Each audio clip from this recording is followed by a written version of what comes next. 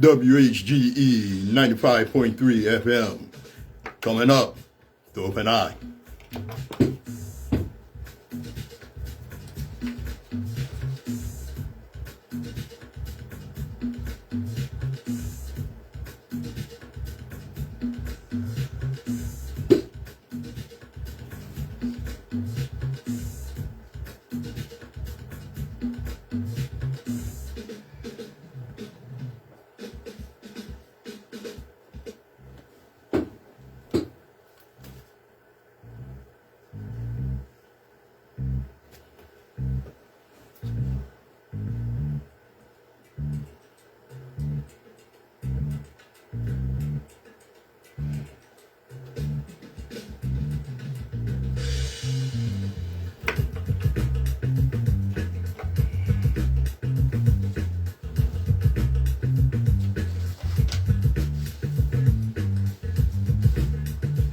Those of us that indulge in or commit intellectual violence don't do so for the pleasure of mental masturbation or ego digging. We do so because the chains of oppression on our people's minds are deep and difficult to remove.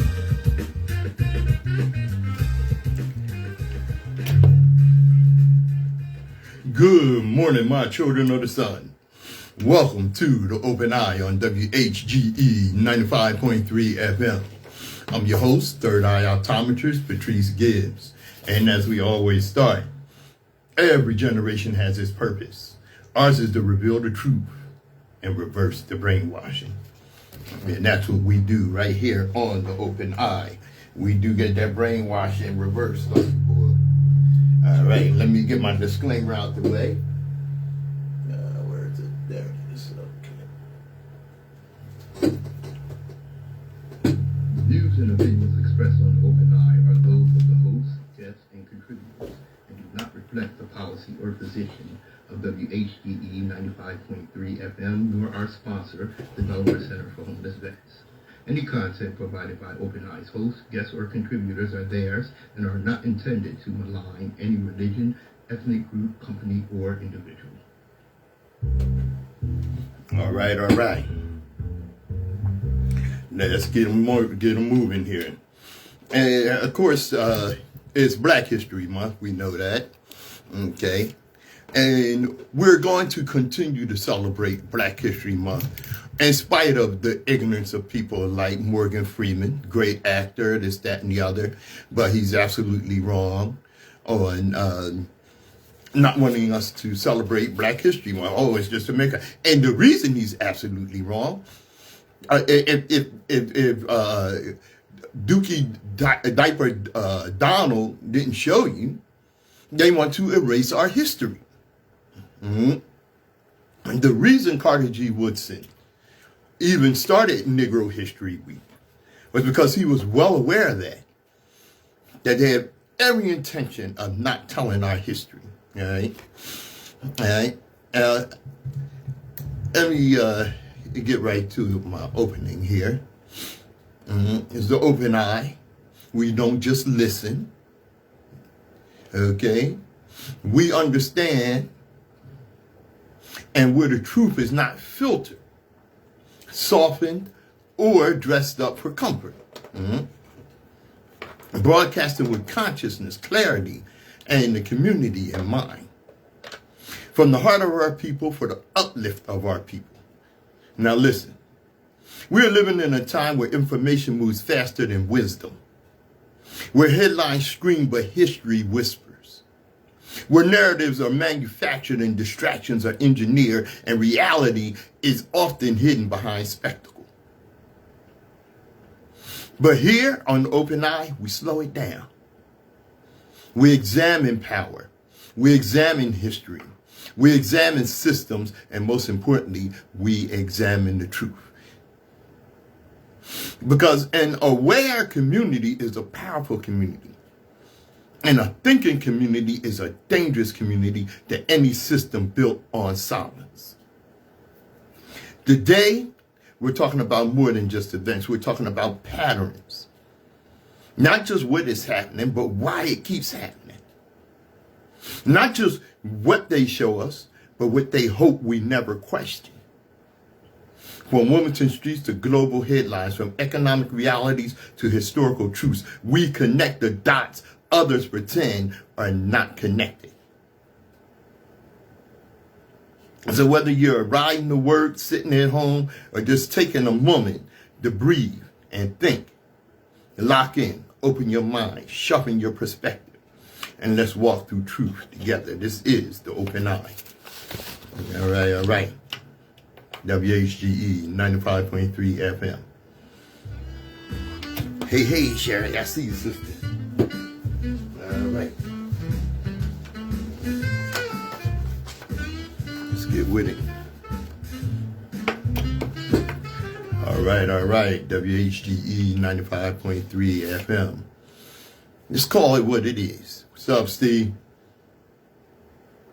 Racial gaslighting. That's what it is. It's not debate. It's not misunderstanding. It's not innocent curiosity. It's gaslighting. It is the systematic attempt to make people question their own lived reality in the face of clear patterns, history, and evidence. When someone says, I don't see color, they are not erasing racism. They're erasing the experience of those who live inside a racialized system every single goddamn day. Color was seen when policies were written. Color was seen when neighborhoods were redlined. Color was seen when schools were segregated, jobs were denied, and communities were over-policed. Suddenly, color blindness appears only when accountability is mentioned. When people say, are you sure that's what really happened? That's not an inquiry. That is psychological dismissal. It shifts the burden from the system onto the victim, forcing them to relitigate their trauma just to be believed. Oh, it was just a joke. A joke to who? Humor has long been used as a shield for prejudice. If the target is hurt, but the speaker laughs, society too often sides with the laughter instead of the harm. That's not comedy. That is social insulation. It's not always about race. True.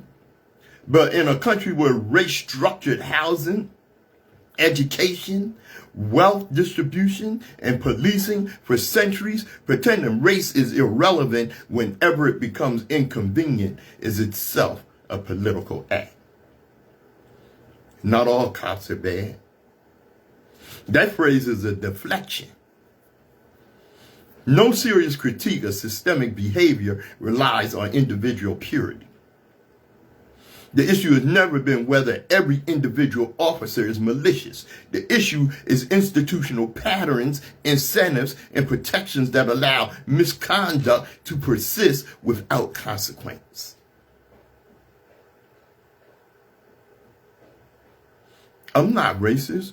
My friend is black. Token proximity is not immunity from bias. History is full of people who benefited from oppressive systems while maintaining personal relationships across racial lines. Familiarity does not dismantle structural advantage. Well, black people should just comply and they won't get killed. This is perhaps one of the most dangerous narratives. It ignores documented cases where compliance did not guarantee safety. It reframes survival as a matter of perfect behavior rather than institutional accountability. It places the responsibility for violence on the person facing it, not the system wielding power. People might listen if they just protested peacefully. This is historical revisionism disguised as advice. Peaceful protest has always been met with resistance, ridicule, and repression in its own time. From abolitionists to civil rights marchers, even Dr. King, now sanitized in memory, was widely condemned, surveilled, and labeled disruptive during his lifetime. Ask Dr. King, we can't. You killed him. Well, this country isn't racist. We had a black president. One individual's success does not dismantle systemic inequality. What was he? Number 40, what was he? 44? Over 200 years, 44 presidents, one black, and you think that erases the racism? Symbolic representation is not structural transformation. A milestone does not erase disparities in wealth, health, incarceration, education, and housing. If you're not doing anything illegal, you won't have to worry about the police. Really? History and data both contradict that simplistic claim. Laws themselves have often been unequally enforced. Surveillance and suspicion are not distributed evenly across communities. And then you have some laws that need to be broken, because these laws were based on the oppression of my people.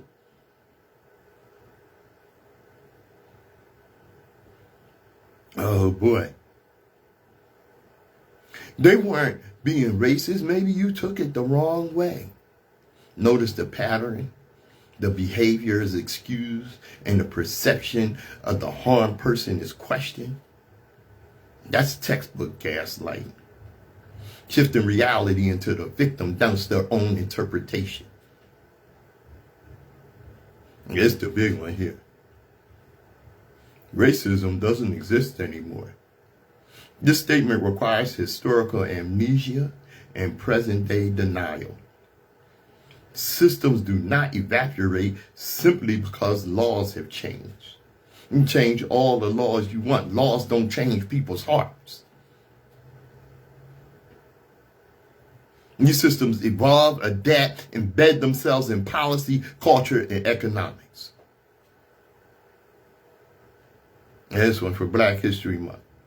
Slavery was so long ago. And yet its economic, legal, and social consequences were not buried with it.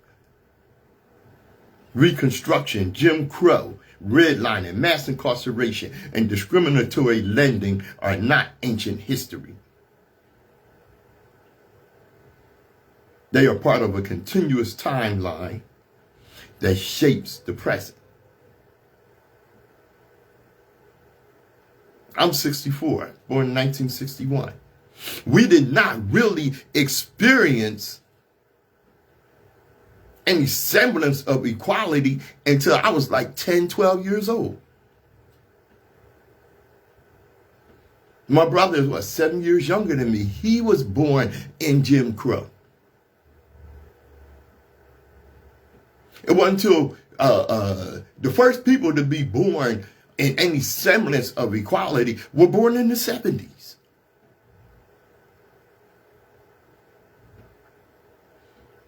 Racial gaslighting works not by loudly defending racism, but by quietly minimizing it. By reframing, by softening language, by demanding endless proof while ignoring overwhelming patterns. It's a psychological strategy that protects comfort over truth. And for communities who experience racism, the exhaustion is not just from the incidents themselves, but from the constant pressure to prove that what they experienced was real. Because the moment a society convinces people to doubt their own reality, it no longer has to change that reality. And that, family, is how denial becomes a system, not just an opinion. This is Open Eye. Well, where is it?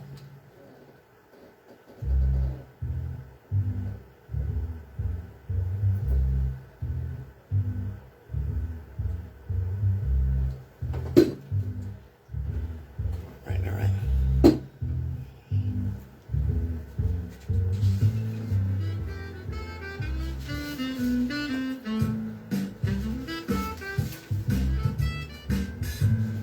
Hey, Ron, I see you. All right. WHGE 95.3 FM, the Open Eye. Let's talk about scripture, empire, and the architecture of slavery. Did you know that in 1452, a papal decree helped legitimize the violent expansion of European empire into Africa? It was called the Dom Diversus, issued by Pope Nicholas V. Not a sermon, not a prayer, not a call for peace, but a legal authorization. With a few lines written in Latin, the Pope granted the crowns of Portugal and Spain the right to invade, capture, vanquish, and subdue non-Christian people, and to reduce them to perpetual servitude. That language was not symbolic. It was operational. It provided theological cover for conquest. From that moment forward, empire did not just march with swords and ships. It marched with scripture. And when theology blesses violence, violence becomes policy. Let's be clear, the transatlantic slave trade was not sparked by one document alone. It was driven by economic greed, imperial competition, and emerging racial ideologies. But papal bulls like Dom Diversus and later Romanus Pontifex, which was in 1455, gave spiritual legitimacy to domination. They framed conquest as divine duty rather than human cruelty. That framing matters. Because once exploitation is declared God's will, resistance is labeled rebellion against heaven itself. From the coasts of West and Central Africa, Angola, Ghana, the Congo, European expansion intensified. Raids increased. Human trafficking networks expanded. Entire societies were destabilized. Families were torn apart. Children were enslaved. Communities were militarized under pressure of external demand for human bodies as labor. And the violence was not random.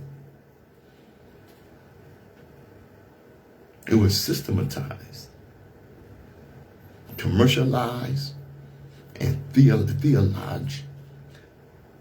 theological. They said they were bringing civilization. They said they were spreading the truth. They said they were saving souls. But what followed were chains, cargo hold, and centuries of forced labor, torture, terror, trauma, and constant terrorism. This is the contradiction history forces us to confront. Institutions that preach universal salvation simultaneously sanction systems of human bondage.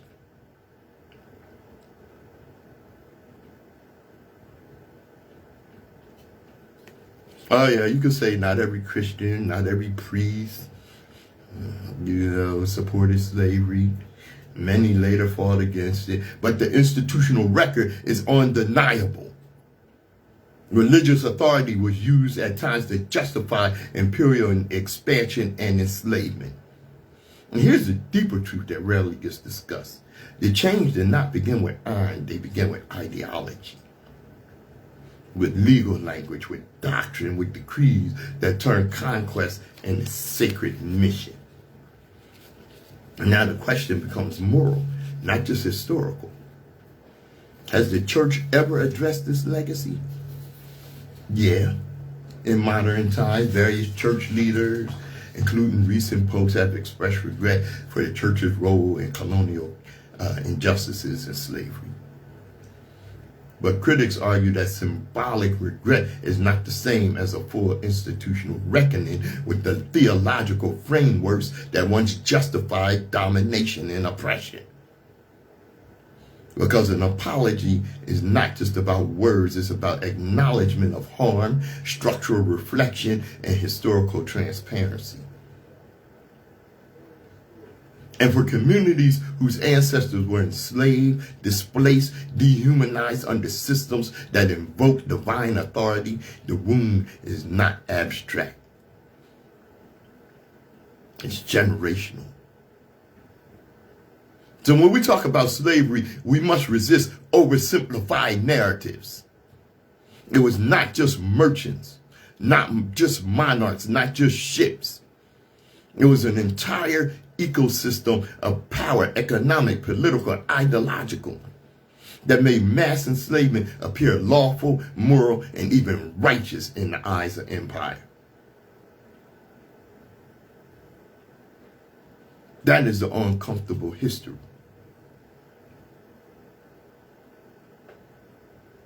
Oh, we don't want to demonize faith, but to expose how institutions can be weaponized when power and theology merge. Because any authority, religious, political, and economic, claims divine sanction for human domination, history shows us exactly where that road leads. And that is why historical literacy matters.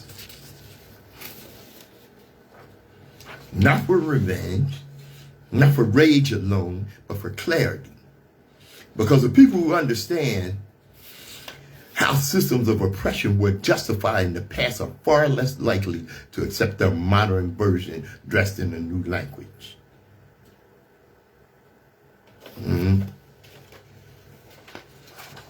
Don't get that mixed.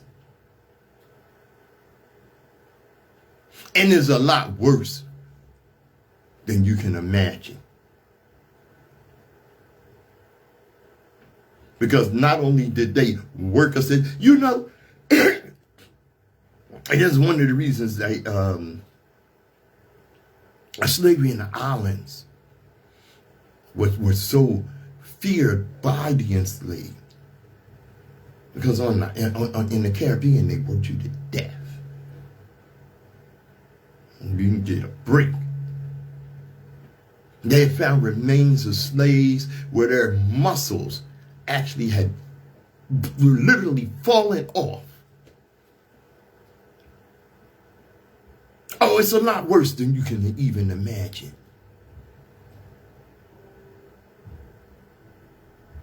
Because they would go into African villages and murder all the adults and enslave the children. And then as soon as they got them on these boats, they raped them, boys and girls. And it's a lot worse than you even imagine.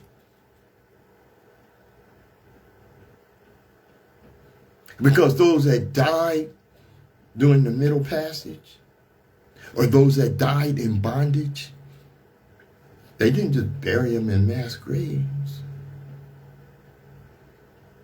Here's the horrible,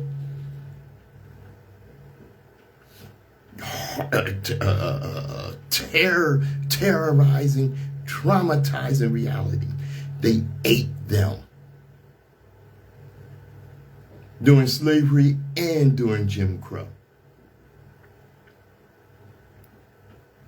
When they would lynch people, they would cut off body parts for souvenirs. They would skin people and make shoes and bags out of them. A man's genital was a highly prized possession.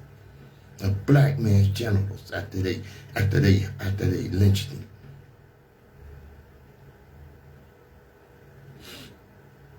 And that wasn't, like I said, just doing slavery. When Columbus came over here, cannibalism was a practice.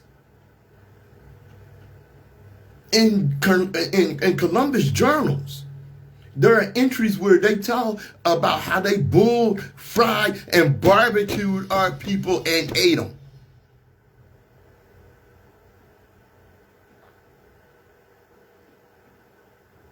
It's a lot worse than you think.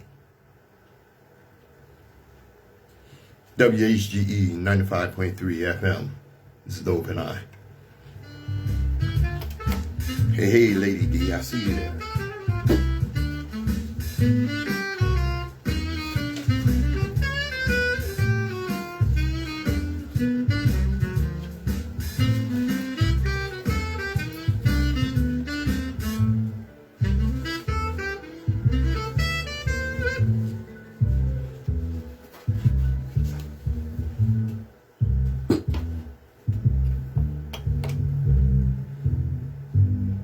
WHGE 95.3 FM.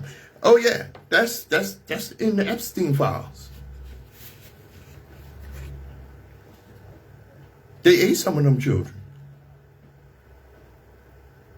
That's in the files. These people are beyond sick. You talk about evil, and the ringleader sitting in the White House. All right, let's stop romanticizing history and start telling it straight. All right? We go back. The American Revolution is sold to us as a moral uprising.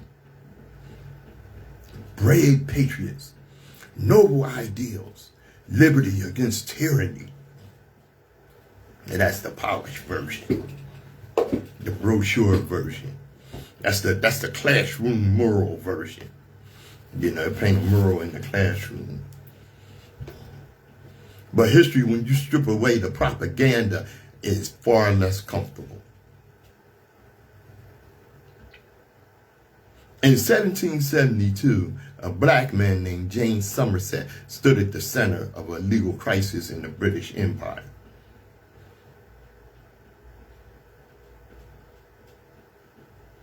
Enslaved by Charles Stuart, dragged to England, recaptured after escape, and locked on a ship bound for Jamaica to be sold like cargo. It's not a metaphor. It's not theory. It's a human being in chains, treated as movable property across oceans. Then something dangerous happened.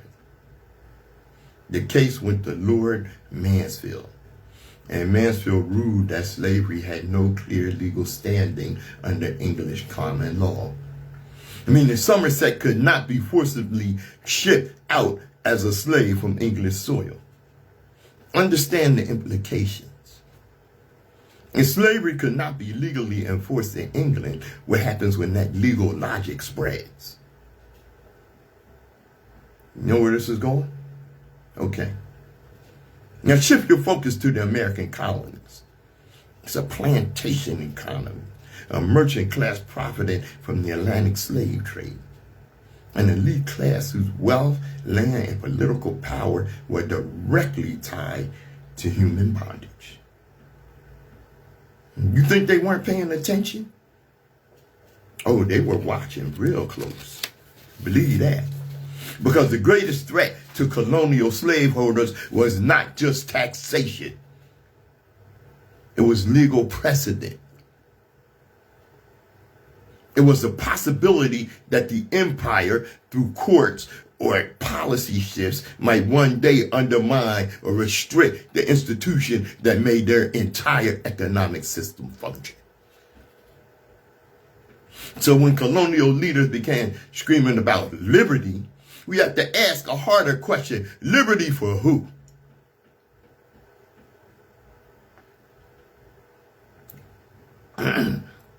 Because it sure as hell was not for the enslaved Africans in Virginia. Not for the enslaved people in South Carolina rice fields. Not for the enslaved labor that financed colonial wealth. Let's be blunt. A revolution built by slave-holding elites against an empire that was showing early legal cracks around slavery is not a purely moral crusade for universal freedom.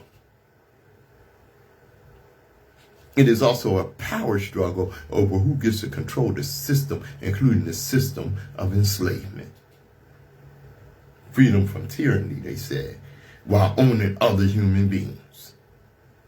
No taxation without representation, they argue, while denying representation, humanity, and bodily autonomy to hundreds of thousands of enslaved people. That contradiction is not a footnote, it's central. Because independence did not weaken slavery in America, it entrenched it, expanded it, protected it under a new national framework. If the revolution were purely about liberty in the universal sense, the new nation would have abolished slavery. Instead, it codified it, compromised around it, and allowed it to grow into economic backbone of the early republic. That's not accidental, that's structural. The mythology says America was born in freedom. The reality says America was born negotiating who deserved freedom and who did not. The Somerset ruling didn't end slavery, but it exposed its legal vulnerability. And for colonial elites whose fortunes depended on chattel slavery, vulnerability was a threat.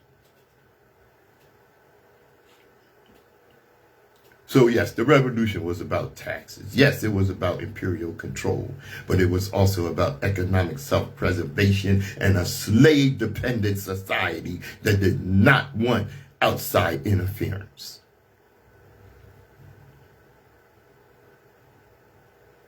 That destroys the fairy tale. Because when people shout freedom while fighting to preserve a system built on forced labor, we are not witnessing pure liberation. We are witnessing selective freedom. And selective freedom, by definition, is not freedom at all.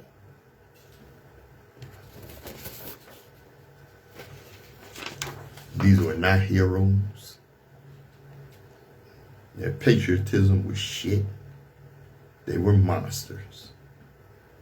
That's the reality. This is the Open Eye.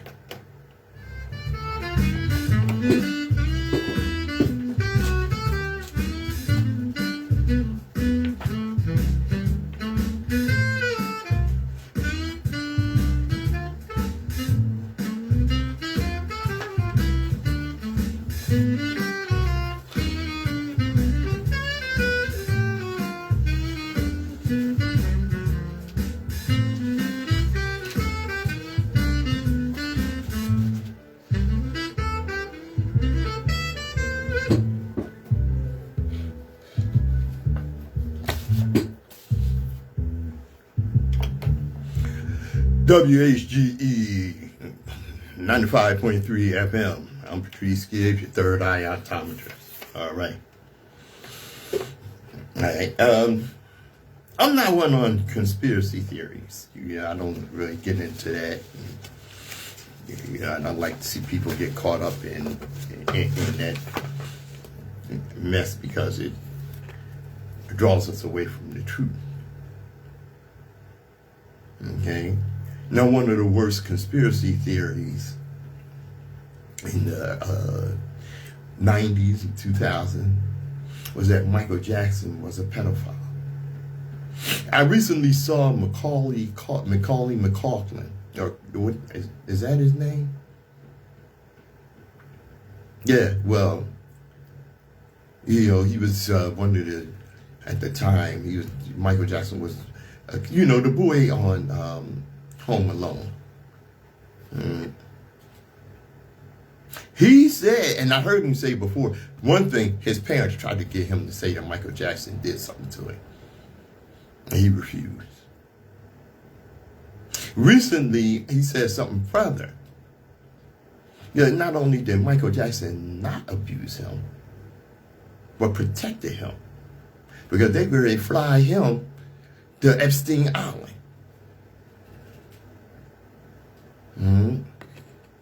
Where Doogie Pants was probably there to rape him.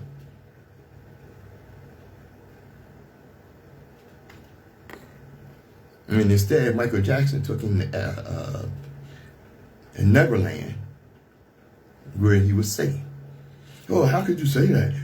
You know, there was some evidence. No, there was no evidence. As a matter of fact, the FBI investigated Michael Jackson for 10 years and declared there was no evidence to prove that he is a pedophile.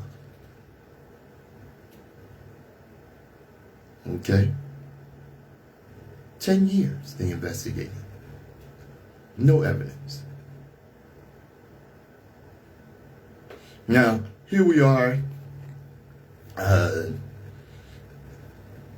with all this stuff going on with the Epstein files and this, that, and the other. Mm-hmm. And don't think I forgot. Because I got more on that. Don't think I forgot. No one has yet to say anything, Republican or Democrat, about the murders that have been taking place. They did say something recently in when they were interviewing Pam Bondi. Like ignorant, crazy chicken. She's the goddamn attorney general. Now let's go back to some history. This is from Sister Melody Angel. She break it down. Once upon a time, on a piece of stolen land in a country built on enslaved backs of my ancestors, there stood a grand house on a hill. A house built brick by brick on the promise of liberty, democracy, and the pursuit of happiness.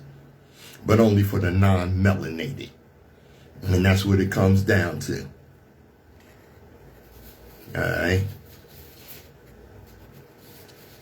I'm going to skip through some of this. And let me get with the commentary on this. Right?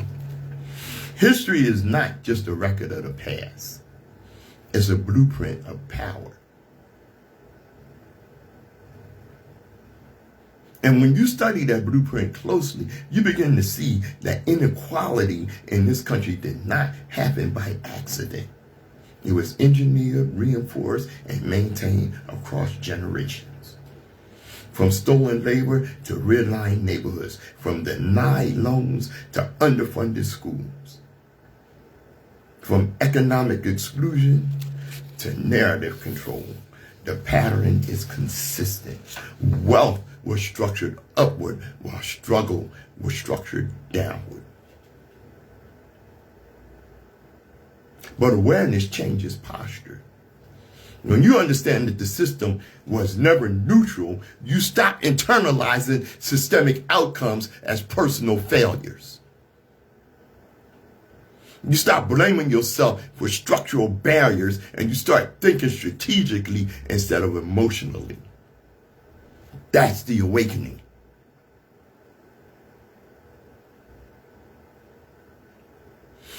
Not rage without direction. Not despair without purpose. Not but clarity. Clarity with discipline. Because the truth is, real power is not just protest. It's planning. It's ownership. It's education. It's unity. It's economic strategy paired with community healing. We got to stop measuring progress only by access to existing systems and start measuring by what we build, what we protect, and what we pass down. Generational wealth, generational knowledge, generational stability. And just as important, generational healing. Because a traumatized community cannot fully capitalize on its own brilliance. So let's start moving with intention. Let's build with vision. Let's organize with wisdom. And let us heal while we grow. This is not about exclusion. This is about equity. This is not about division. This is about historical awareness and future responsibility. Here on the Open Eye, we don't just react to history. We study it, we learn from it, and we use it as fuel for transformation. Because knowledge is power. Unity is protection. Strategy is liberation.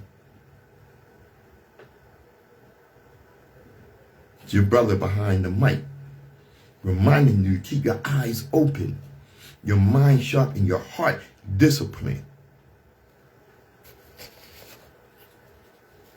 All right? It said, we're not just outnumbered, we've been out-organized. That must stop. And we got to organize and have unity on a level that reminds us that in our frustration, my brother is not my enemy. My sister is not trying to hold me down,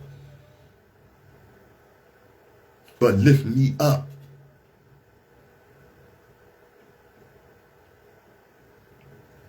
I am not here to bring you down. I'm not in your life to hold you back.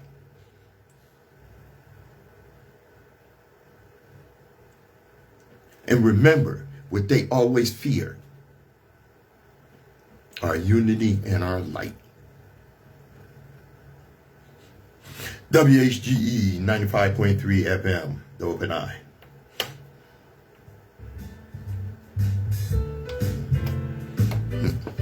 Thank you, Rhonda. Appreciate that.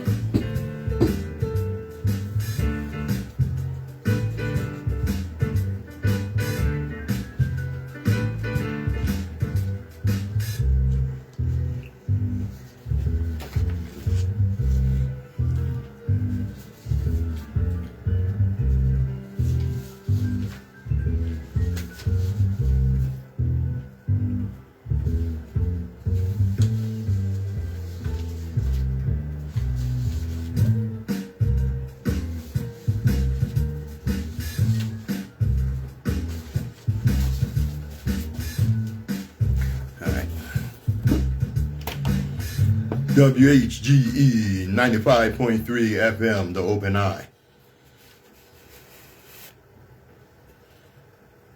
Let me tell you how deep the rabbit hole goes. They will kill their own. They will kill their own child. Have you heard about this? A Trump argument turns explosive. The woman ends up dead and her dad says the gun just went off.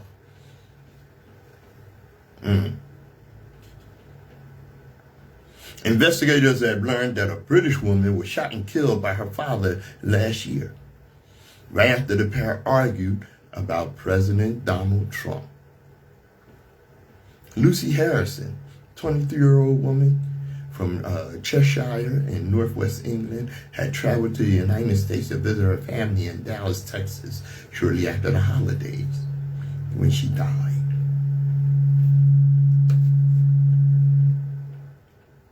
Her father, a 51-year-old Chris Harrison, had moved to the United States when Lucy was young. Harrison's boyfriend, Sam Litter, told investigators that he accompanied her on the trip overseas. On January 10th, 2025, the day Littler and Harrison were set to leave Texas, Littler said a big argument broke out between Harrison and her father about Trump shortly before his inauguration. Chris and Lucy ended up having quite a big argument, which led to Lucy running upstairs and being upset. Littler recalled Lucy asking her father, how would you feel if I was the girl in that situation and had been sexually assaulted? Listen to this response. Her father responded by saying he had 2 other daughters in his home, so he wouldn't be that upset. I got 2 other girls, so if he raped one of y'all, I got 3 of y'all. It wouldn't be a big deal if he got one of y'all. That's how deep the rabbit hole goes. And he hadn't been prosecuted. Grand jury refused to charge him. And he got up and said, I can't undo what happened. The gun just went off. But I can honor Lucy by being the best father I can to her sisters and by carrying her memory forward. And if you other 2 girls, you shouldn't have a goddamn thing to do with him. I'm deeply sorry for the pain others feel from this tragedy. Lucy's spirit, her warmth, her humor, her kindness will live on in all of us who loved her. You bastard. You sat up there and said you did not mind if she got raped. Because you got 2 other girls.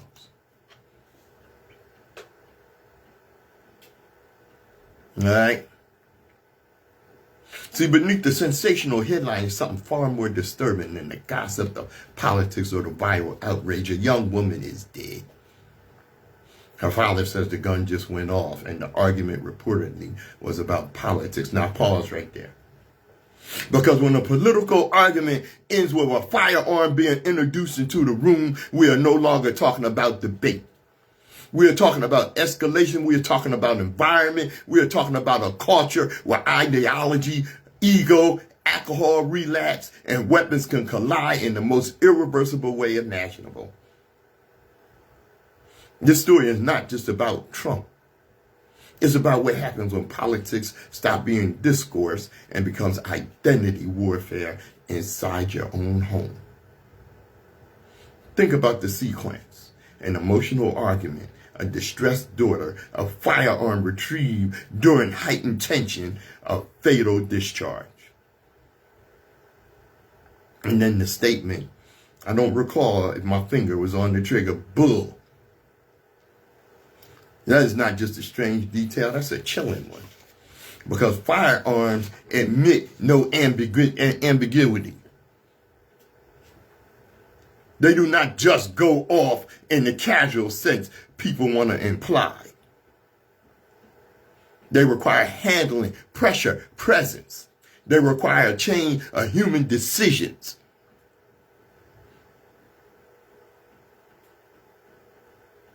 Now, some say when alcohol relapse is part of the timeline, the situation gets even more volatile, emotionally, mentally, and physically. Alcohol is true serum. You ever heard of beer bravery? Give you the nerve to do what you was feeling. How dare his daughter speak against his president? How dare her not adhere to the cult that he is a part of?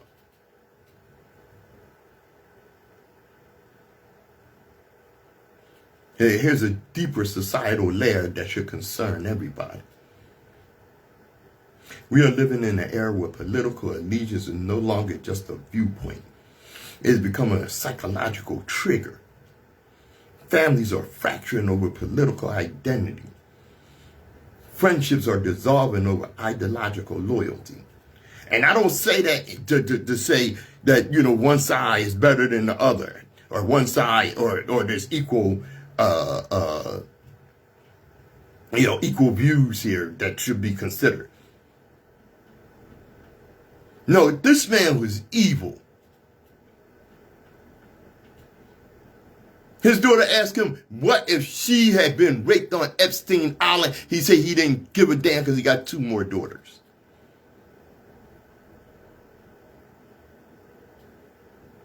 The daughter reportedly asked that moral question about assault and empathy. The response she received was emotionally dismissive. The tension escalated. She became upset. She ran upstairs.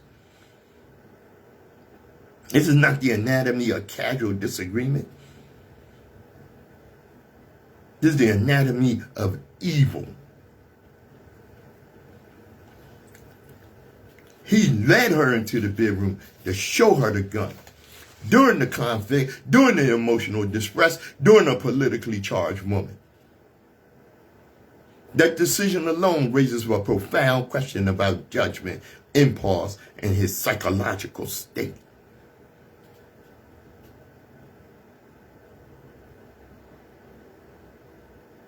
Yeah. What you get is a society where debates are no longer intellectual exercises. And see, the thing is, if on your side of the debate, your position is rooted in my oppression,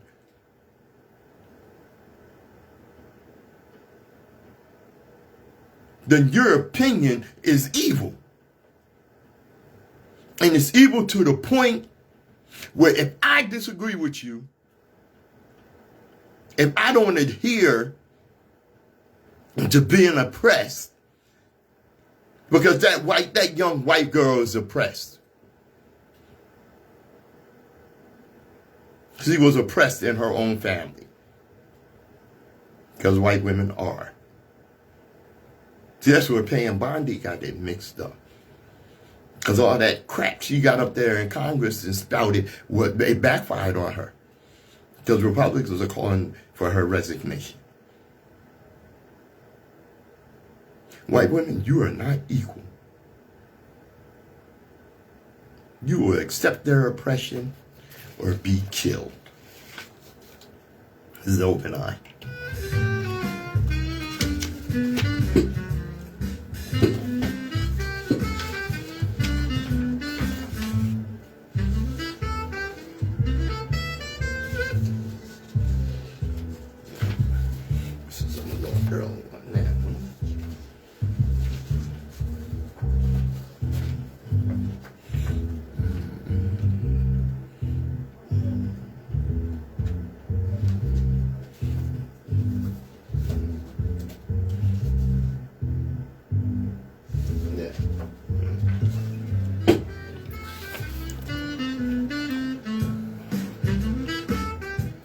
WHGE 95.3 FM. This is Open Eye.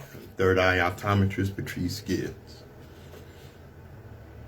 I heard a brother say something that I had to agree with. And that's about this, about these Epstein files and Epstein's Island. Mm-hmm. Now, the only black person that I heard name that then popped up in Epstein files is Clarence Thomas. And damn, Clarence, what did you do? Because what they hold on, because a lot of your decisions are real shaky. You have to wonder about some of the things you as a black man could vote on, what they hold over you. And like Goddess Mia said, when it comes time for you to face the ancestors, you will be punished greatly. Mm-hmm. I get up to the ancestors and show them the scars on my hands. When you get there, they're going to look at you and say, how could you?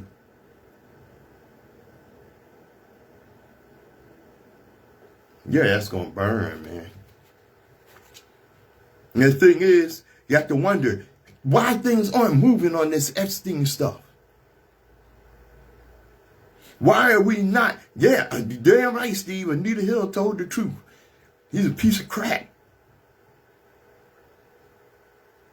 And why are they not moving on this Epstein stuff? Like I said, only one black name came up. Could you imagine if 200, and that's how his brother broke it down, If 200 of the names in them Epstein files were black men,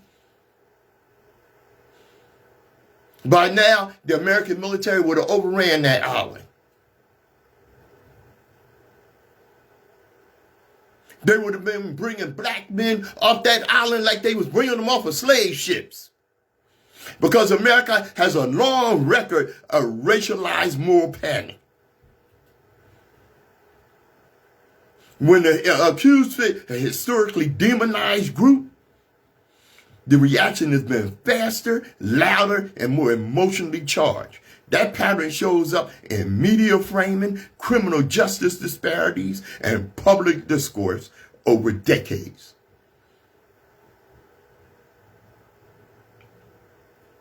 The point is, race can amplify outrage, and that's grounded in historical precedent. However, the Epstein situation sits in a different category: elite immunity. This is not a street crime narrative. This is a network of billionaires, politicians, financiers, and institutional actors. And historically, elite crimes, regardless of race, are handled with delay, legal complexity, and institutional caution. And let me pull back a little bit. Not regardless of race. Because let's look at the patterns. Corporate fraud scandals, intelligence abuses, church abuse cover-ups, financial court collapses, political corruption investigations. In each case, when power structures are implicated, the response is slow, fragmented, and often legally buried. Not solid and not solid. If it was race, it's cautious because exposure threatens institutions. And here's the uncomfortable truth. America racializes crime narratives, while it protects wealth and influence at an even higher level than it protects its racial narratives. That's not moral, that's structural. Like I said, you know goddamn well,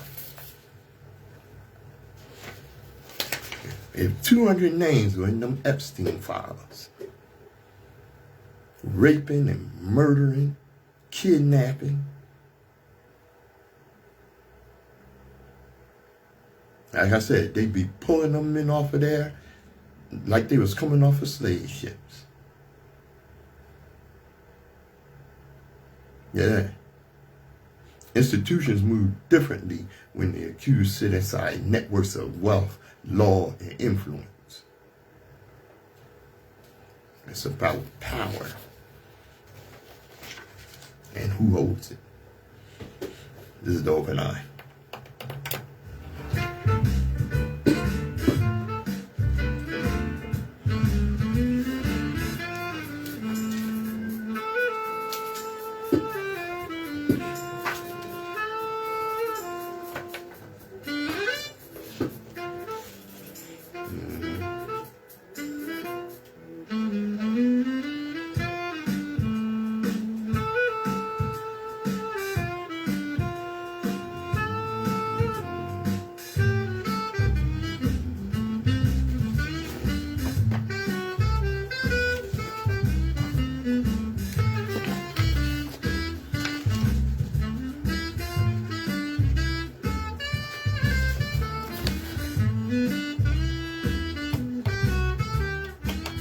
WHGE 95.3 FM.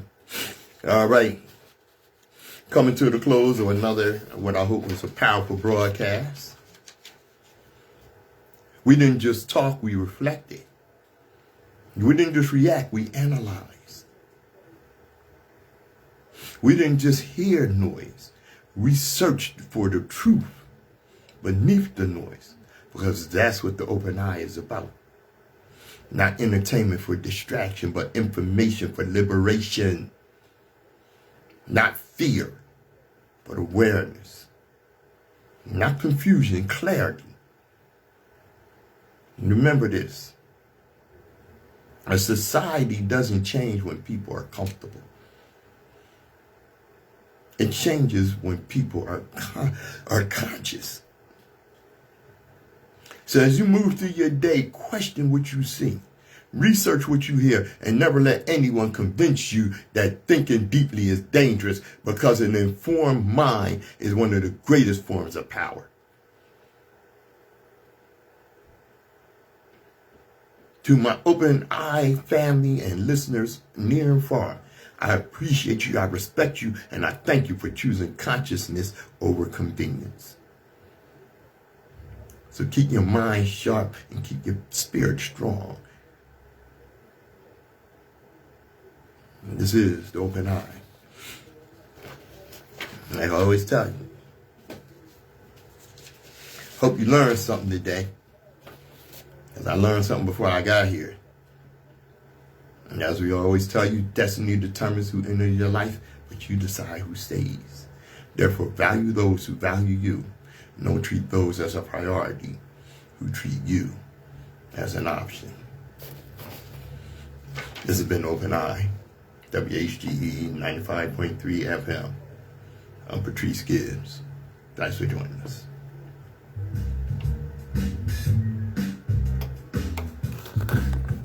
All right. Yeah, pay attention. Look how Africa is claiming control over its resources. Global African supremacy is coming.